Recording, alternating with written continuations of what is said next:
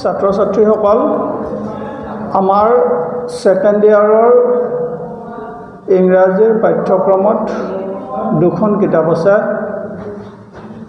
এখন Flamengo main text book আৰু আনখন সাপ্লিমেন্টাৰী ৰিডাৰ ফিস্টাস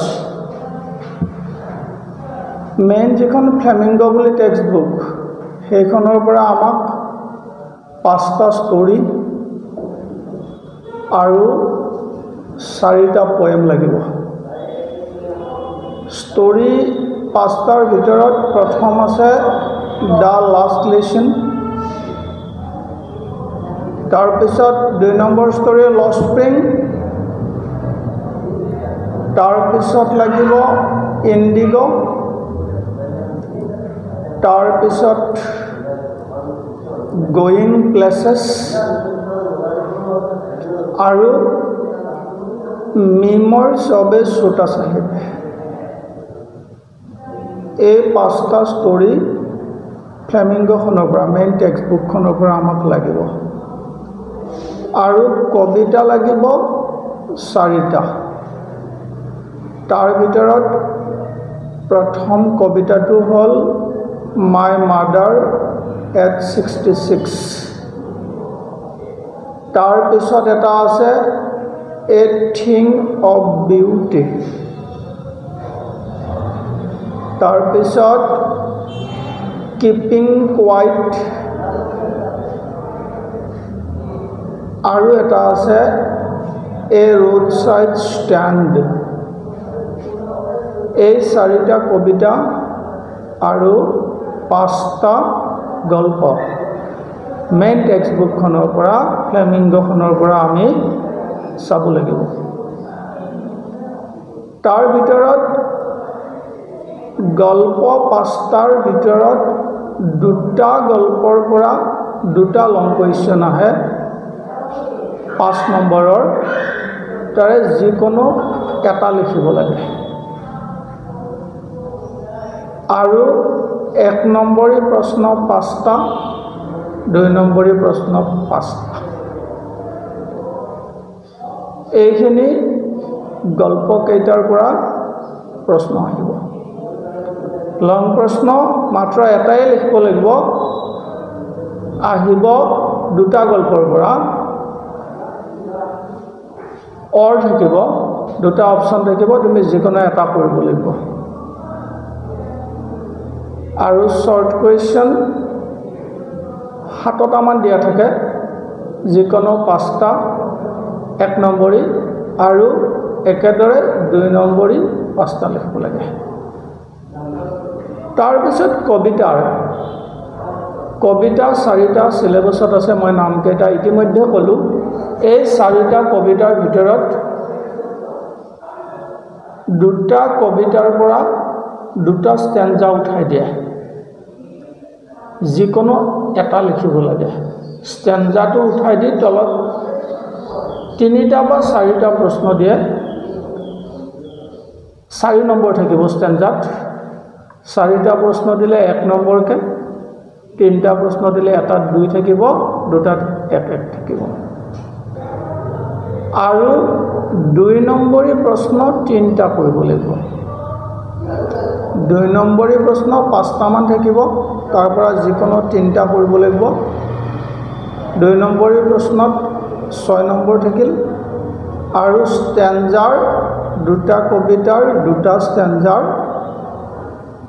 যিকোনো এটা তাত 4 নম্বৰ 6 4 10 নম্বৰ কবিতাটো থাকিব কবিতাত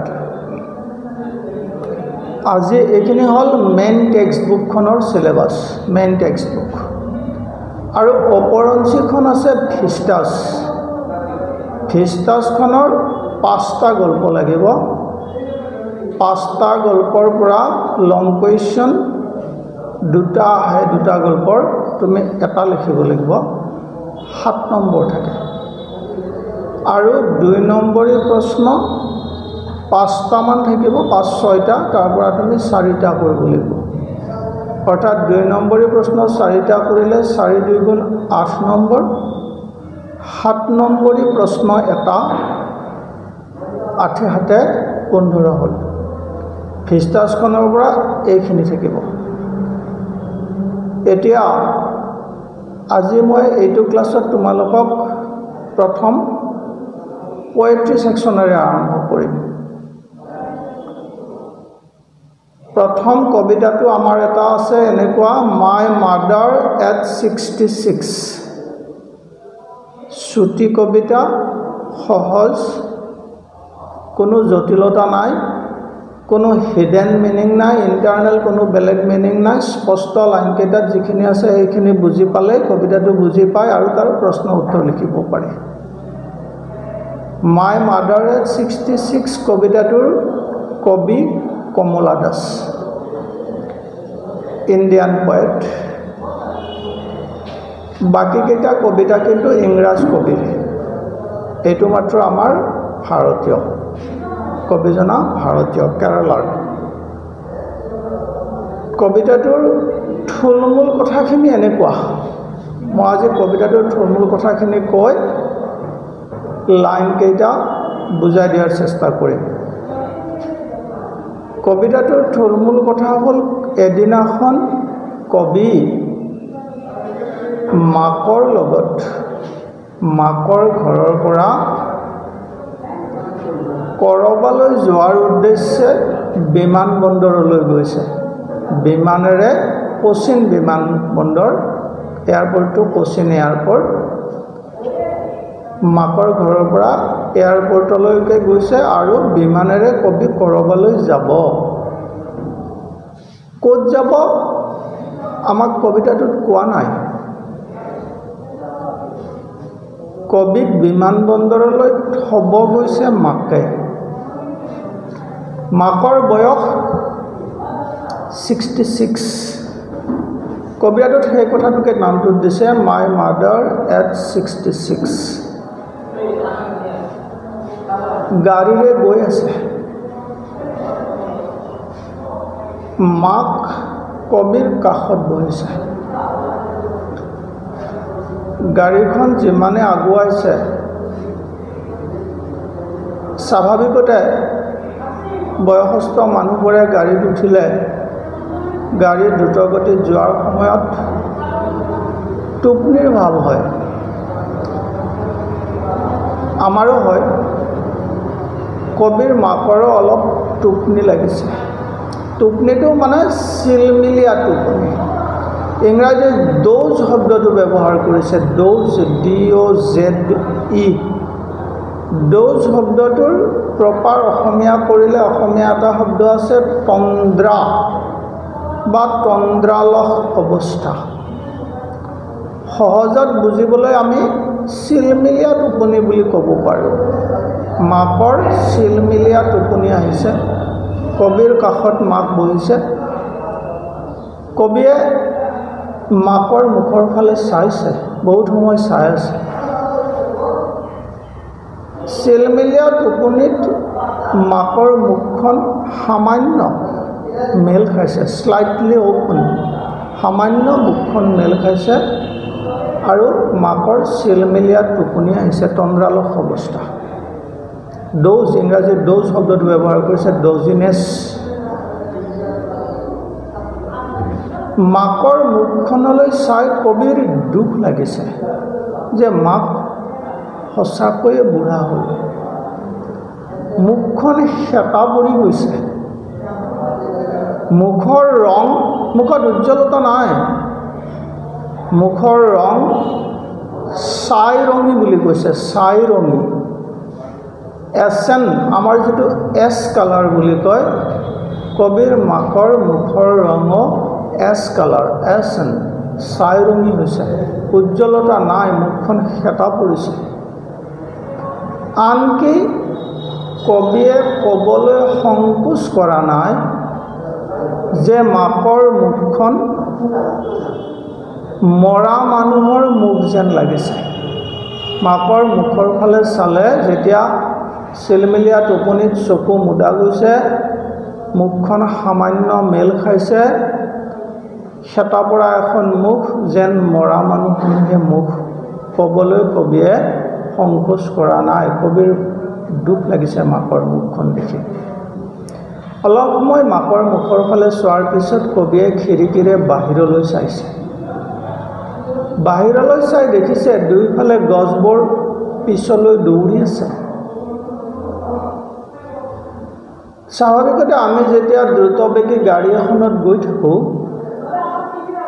দুয়োফালে খিৰিকীৰে দুয়োফালে চালে আমি দুয়োফালৰ গছ গছনি ঘৰ দুৱাৰ পিছলৈ দৌৰি থকা যেন দেখোঁ। এইটো তেনে নেচাৰেল। কবিও দেখিছে। ইয়াত কিন্তু গছবোৰ বুলি কওঁতে য়ং শব্দটো ব্যৱহাৰ কৰিছে, য়ং ট্ৰীবোৰ। আৰু কবিতাত এই য়ং ট্ৰী শব্দটো, য়ং ট্ৰী পিছলৈ দৌৰিছে বুলি কওঁতে অলপ চিম্বল, প্ৰতীকাত্মক, প্ৰতীকধৰ্মী প্ৰতীক ব্যৱহাৰ কৰিছে যে young tree means young age. অৰ্থাৎ কবিয়ে যে গাড়ীখনেৰে গৈ আছে, এই গাড়ীখনৰ জাৰ্ণিটো আমাৰ জীৱনটো এটা জাৰ্ণি বুলি ক'ব পাৰোঁ। জীৱনৰ ভ্ৰমণ, জীৱনৰ জাৰ্ণি। আমি যিমানেই আগুৱাই গৈ আছোঁ, আমাৰ য়ং এজটো পিছলৈ এৰি আমি আগবাঢ়ি গৈ আছোঁ। আমাৰ শৈশৱ, আমাৰ কৈশোৰ, আমাৰ যৌৱন আমি পিছলৈ এৰি আগবাঢ়ি গৈ আছোঁ। কবিয়েও নিজৰ শৈশৱ, কৈশোৰ, যৌৱন পিছলৈ এৰি আগবাঢ়ি গৈ আছে। এই য়ং ট্ৰী, য়ং এজ বুজাইছে। য়ং এজটো আমি পিছলৈ এৰিছোঁ। কবিৰ মাকেও য়ং এজ কেতিয়াবাই পাৰ হৈ আহি অল্ড এজ পালে। আৰু কৈছে কবিয়ে খিৰিকীৰে আৰু কি দেখিছে, মানুহৰ পদূলিত, ঘৰৰ সন্মুখত কিছুমান সৰু সৰু ল'ৰা ছোৱালীয়ে মনৰ আনন্দতে খেলি আছে, নাচি বাগি স্ফূৰ্তি কৰিছে, খেলিছে।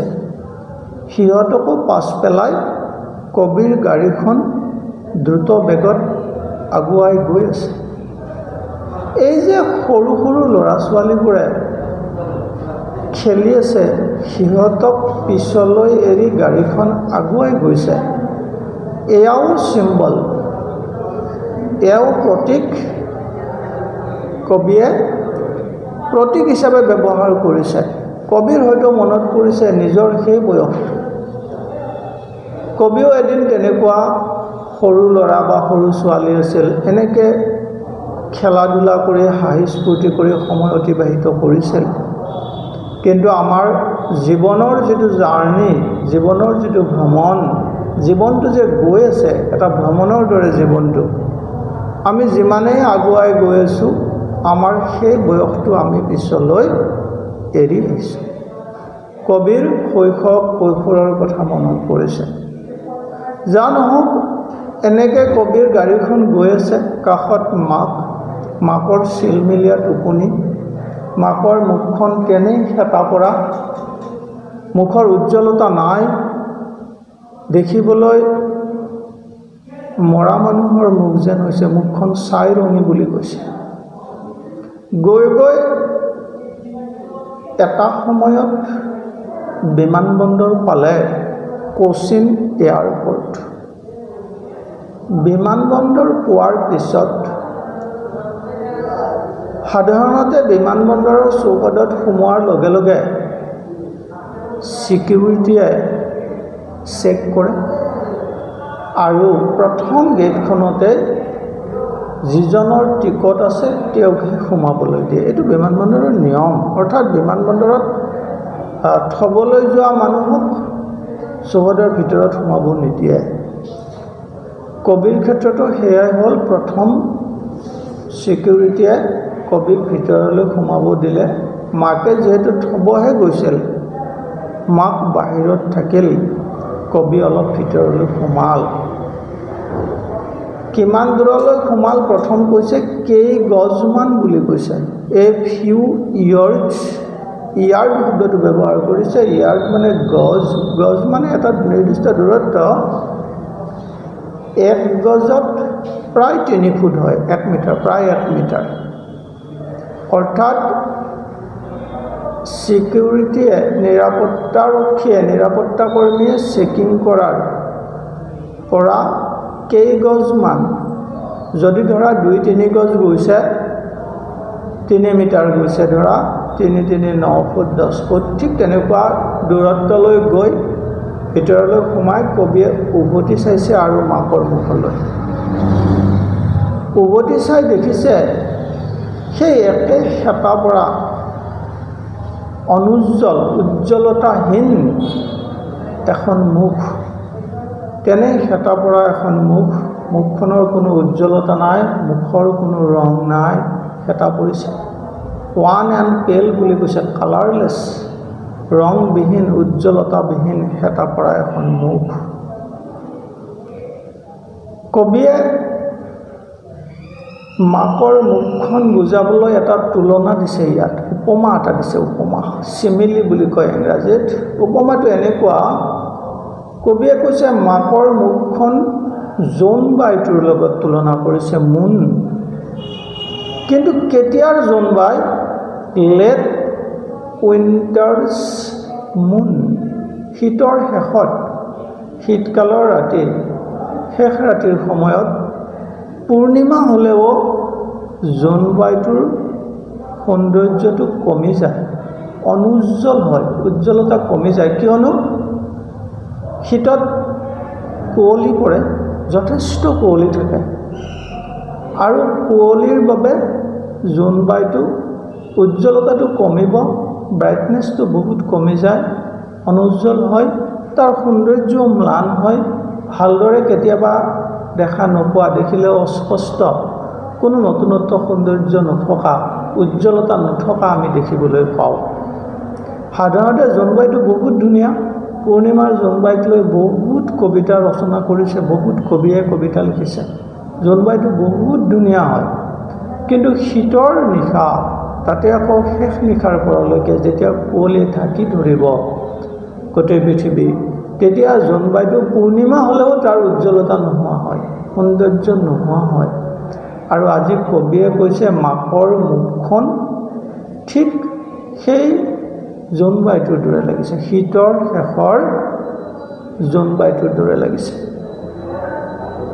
এটা উপমা দিছে লেট উইণ্টাৰ্ছ মুন বুলি কৈছে কবিৰ ভয় লাগিছে মাকৰ মুখলৈ চাই কবিৰ এটা চাইল্ডহুড ফিয়াৰ শৈশৱ কালৰে পৰা কবিৰ মনত এটা ভয় আছিল ভয় এটা লুকাই আছিল ভয়টো কি ভয়টো হ'ল one day she will lose her mother অৰ্থাৎ এদিনাখন কবিয়ে মাকক হেৰুৱাব লাগিব ইট ইজ নেচাৰেল প্ৰত্যেকজন মানুহে এদিন ঢুকাব কবিয়ে যেতিয়া জানা হৈছিল গম পাইছিল যে এদিন কবিয়ে নিজৰ মাকক হেৰুৱাব লাগিব though inevitable the poet found it difficult to understand it যদিও অনস্বীকাৰ্য কবিয়ে ভাবিবলৈ কল্পনা কৰিবলৈ টান পাইছিল যে এদিন কবিয়ে মাকক হেৰুৱাব লাগিব সৰুকালৰে পৰা কবিৰ মনত এই ভাৱটো মাজে মাজে আহে কবিৰ ভয় লাগে তেতিয়া আৰু আজি এই মুহূৰ্তত কবিৰ সেই চাইল্ডহুড ফিয়াৰ শৈশৱ কালৰ সেই ভয়টো কবিৰ মনত জাগি উঠিছে যে হয়তো সোনকালে মাকক হেৰুৱাব হয়তো কবিয়ে পুনৰবাৰ উভতি আহি মাকক লগ নাপাবও পাৰে কবিৰ মনৰ ভয়টো কিন্তু কবিয়ে প্ৰকাশ হ'ব দিয়া নাছিল কবিয়ে নিজৰ মনৰ দুখ আৰু ভয়টো লুকাই ৰাখিছিল যাতে মাকে কোনো কাৰণত গম নাপায় যে কবিৰ মনত এনেকুৱা এটা ভয় আছে দুখ লাগিছে আৰু মাকৰ মুখৰ ফালে চাই কবিয়ে মাত্ৰ হাঁহিছিল হাঁহি হাঁহি মাকক কৈছিল কবিয়ে see you soon আম্মা আম্মা মাকক বোধহয় আম্মা বুলি মাতিছিল মাকক কৈছিল যে মা দুখ নকৰিবা মইতো সোনকাল উভতি আহিম আমি আকৌ লগ হ'ম ঠিক তেনেকুৱাকৈ মাকক সান্তনাৰ সুৰত কৈ কবিয়ে মাত্ৰ হাঁহিছিল আৰু হাঁহি হাঁহিয়ে কবিয়ে এয়াৰপৰ্টৰ ভিতৰলৈ গুচি গৈছিল। এই যে হাঁহিছিল, প্ৰশ্ন প্ৰায়ে সোধে, কবিয়ে কেৱল হাঁহিছিল, হাঁহি হাঁহি ভিতৰলৈ সোমাই গৈছিল। হাঁহিটোৰ অৰ্থটো এটাই, কবিয়ে মনৰ আনন্দত হাঁহা নাছিল। মনত কবিৰ ভয়, দুখ, শোকে খুন্দা মাৰি ধৰিছিল। মাত্ৰ সেইখিনি লুকাবলৈকে কবিয়ে অভিনয় কৰিছিল। মনৰ ভয়, মনৰ দুখ যাতে মাকে কোনো কাৰণত গম নাপায়, সেই ভয় আৰু দুখ লুকাবলৈকে কবিয়ে মাকৰ ফালে চাই মাত্ৰ হাঁহিছিল। হাঁহি হাঁহি কবিয়ে আগুৱাই গৈছিল। এয়াৰপৰ্টৰ ভিতৰলৈ কবিয়ে গুচি গৈছিল। এতিয়া মই এইটো কবিতাটোৰ থুলমূল ভাঙনি, অসমীয়াটো কৈ দিলোঁ থুলমূল। এতিয়া মই লাইনকেইটা কৈ দিম চাবা।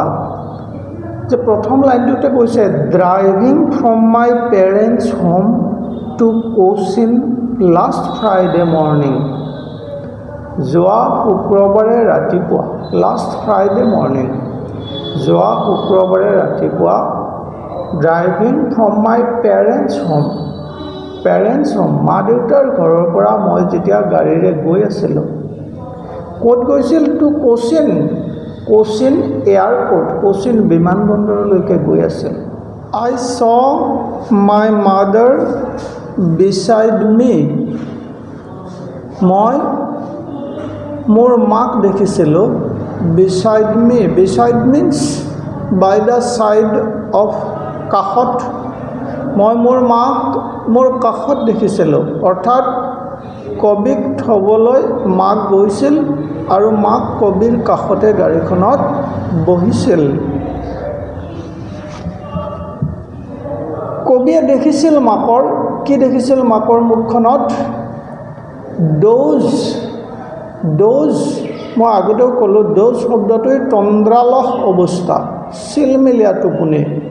মাকৰ চিলমিলীয়া টোপনি আহিছিল। অপেন মাউথেড, মুখখন স্লাইটলি অ'পেন, অলপ মেল খাইছিল। হাৰ্ড ফেচ এচেন, এচেন মানে চাইৰঙি। কবিৰ মাকৰ মুখখন ইমানেই অনুজ্জ্বল, হেতা পৰিছিল, ক'লা হৈছিল, চাইৰঙি হৈছিল, চাইৰ দৰে বৰণ। Like that of A corps, মাকৰ মুখখন, কবিয়ে ক'বলৈ সংকোচ কৰা নাই যে মাকৰ মুখখন দেখিবলৈ তেনেই মৰা মানুহৰ মুখ যেন লাগিছিল। And realized with pain that she was as old as she looked. কবিৰ দেখি দুখ লাগিছিল যে কবিৰ মাক সঁচাই বুঢ়া হ'ল। কবিৰ মনত ভয় এটা আগৰ পৰাই আছিল যে এদিন মাকক হেৰুৱাব লাগিব। মাক যিমানেই বুঢ়া হ'ল, কবিৰ ভয়টো বাঢ়িব ধৰিছে। But soon put that thought away. আৰু কবিয়ে সেই চিন্তাটো অলপ আঁতৰ কৰিছে। মাকৰ মুখৰ পৰা, মুখখন চাই আছিল যে, তেওঁৰ মুখখন ঘূৰাইছে। And looked out, আৰু খিৰিকীৰে বাহিৰলৈ চাইছে। At young trees sprinting, দেখিছে খিৰিকীৰে দুয়োফালে চাওঁতে দেখিছে গছবোৰ পিছলৈ দৌৰি আছে। স্প্ৰিণ্টিং শব্দটো ৰানিং বুজায়, দৌৰা। কিন্তু ইয়াত মন কৰিবলগীয়া কথা হ'ল য়াং ট্ৰী বুলি কৈছে। য়ং, য়ং, মই আগতেও ক'লোঁ ভাঙনি কৰোঁতে যে য়ং ট্ৰীটোৱে চিম্বল হিচাপে ব্যৱহাৰ কৰিছে, আমাৰ য়ং এজ বুজাইছে। য়ং এজ, ডেকা কাল, ডেকা বয়স। যিমানে আমি আগুৱাই গৈ আছোঁ, আমাৰ ডেকা কালটো পিছলৈ এৰি গৈ আছোঁ। The merry children spilling out of their homes, গছকেইটা দেখাৰ উপৰি আৰু কি দেখিছে? মানুহৰ পদূলিত, ঘৰৰ সন্মুখত সৰু সৰু ল'ৰা ছোৱালী, চিলড্ৰেন বুলি কৈছে। মেৰী, জয়াছ, অতি আনন্দ মনেৰে সৰু সৰু ল'ৰা ছোৱালী কিছুমানে খেলি আছে, স্ফূৰ্তি কৰিছে, হাঁহিছে, তামাচা কৰিছে। আৰু সিহঁতকো এৰি গাড়ীখন আগুৱাই গৈ আছে, সিহঁতক পিছলৈ থাকি গ'ল। এই যে য়াং ট্ৰি আৰু মেৰি চিলড্ৰেন, এয়া চিম্বল, এয়া প্ৰতীক, আমাৰ য়ং এজৰ প্ৰতীক। আমাৰ য়ং এজ আমি পিছলৈ এৰি আমি আগুৱাই গৈ আছোঁ। ঠিক মেৰি চিলড্ৰেনেও, আমিও যে সেই এটা সময়ত তেনেকুৱা চিলড্ৰেন আছিলোঁ, আমাৰ শৈশৱ, কৈশোৰ, যৌৱন এইবোৰ আমি পিছলৈ এৰি আমি আগবাঢ়ি গৈ আছোঁ, আমি বুঢ়া হ'বলৈ গৈ আছোঁ। One day we will die, এদিনাখনতো আমি মৰিম, আমি যেন তালৈকে গৈ আছোঁ। But after the airport security check, গৈ গৈ কবি আৰু মাক এয়াৰপৰ্ট পালে, গাড়ীৰ পৰা নামিল, ভিতৰত সোমাবলৈ যাওঁতে নিৰাপত্তা কৰ্মীয়ে চেকিং কৰিলে। এয়াৰপৰ্টৰ চৌহদত সোমোৱাৰ আগতে চেকিং বাধ্যতামূলক। আৰু প্ৰথম গেটখনতে কি কৰে, যিজনৰ টিকট থাকিব তেওঁকহে ভিতৰলৈ এলাউ কৰে, অৰ্থাৎ লগত যোৱা মানুহক যাব নিদিয়ে।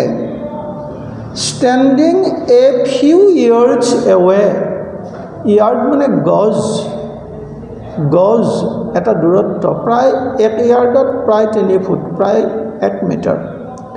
এ ফিউ ইয়াৰ্ডছ এৱে, কেইগজমান দূৰত কবিয়ে থিয় হ'ল, মাকলৈ উভতি চাইছে। আই লুকড এগেইন এট হাৰ, পুনৰাই মাকৰ মুখৰ ফালে চাইছে। কি দেখিছে?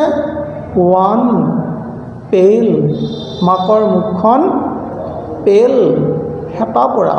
ওৱান শব্দটো কালাৰলেছ, ৰংবিহীন, উজ্জ্বলতাবিহীন, আকেই হেতা পৰা সেই আগৰ মুখখন দেখি কবিৰ দুখ লাগিছে। আৰু কবিয়ে মাকৰ মুখখনক তুলনা কৰিছে এজ এ লেট উইণ্টাৰ্ছ মুন, জোনবাইটোৰ লগত তুলনা কৰিছে। কিন্তু জোনবাইটো কেনেকুৱা অৱস্থাৰ জোনবাইৰ লগত তুলনা কৰিছে? উইণ্টাৰ, শীতকালৰ শেষ ৰাতিৰ যিটো জোনবাই। কি তাৎপৰ্য আছে তাত? যে শীতৰ ৰাতি কুঁৱলীয়ে আকাশখন ঢাকি ধৰে, আৰু জোনবাইটো আমি অস্পষ্ট ৰূপত দেখিবলৈ পাওঁ। জোনবাইৰ উজ্জ্বলতা নাথাকে, সৌন্দৰ্য নাথাকে। আৰু কবিয়ে কৈছে মাকৰ মুখখনো তেনেকুৱা শীতৰ শেষ নিশাৰ কুঁৱলীয়ে আৱৰা জোনবাইটো। পূৰ্ণিমা হ'লেও কুঁৱলীয়ে আৱৰা জোনবাইটোৰ সৌন্দৰ্য ম্লান হয় কিছু, আৰু মাকৰ সৌন্দৰ্যও ম্লান হৈছে। And felt that old familiar ache, my childhood's fear. Familiar ache, ACHE, এই শব্দটোৱে দুখ বা যন্ত্ৰণা বুজায়। ফেমিলিয়াৰ শব্দটোৱে পৰিচিত, অৰ্থাৎ কবিৰ পৰিচিত দুখ মানে কি বুজাইছে ইয়াত? কবিৰ চাইল্ডহুড ফিয়াৰ, শৈশৱকালৰ ভয়, শৈশৱৰ দুখ কি? কবিয়ে জনা হোৱা দিনৰে পৰা এটা ভয় কবিৰ মনত সদায় আছে যে এদিনাখন মাকক হেৰুৱাব। The fear of losing his mother, মাকক হেৰুৱাৰ ভয়, দুখটো কবিৰ মনত আকৌ উঠিছে। মাকৰ মুখখন দেখি দুখ লাগিছে, আজিৰ পিছত উভতি আহি হয়তো মাকক নেদেখিবও পাৰে। কবিৰ মনত তেনেকুৱা এটা ভাৱ, দুখ লাগিছে। But all I said was see you soon আম্মা। কিন্তু কবিয়ে দুখটো প্ৰকাশ হ'ব দিয়া নাই, মাকক জানিবলৈ দিয়া নাই। অল আই ছেইড, মাত্ৰ কবিয়ে এটা কথাই কৈছে মাকক, চি ইউ চুন আম্মা, আম্মা মাক কৈছে, মা দুখ নকৰিবা, মই সোনকাল উভতিম, আমি সোনকাল লগালগি হ'ম। চি ইউ চুন, সোনকালে লগালগি হ'ম, দুখ নকৰিবা। All I did was smile and smile and smile. তেনেকৈ কৈ কবিয়ে হাঁহি হাঁহি এয়াৰপৰ্টৰ ভিতৰলৈ সোমাই গৈছিল।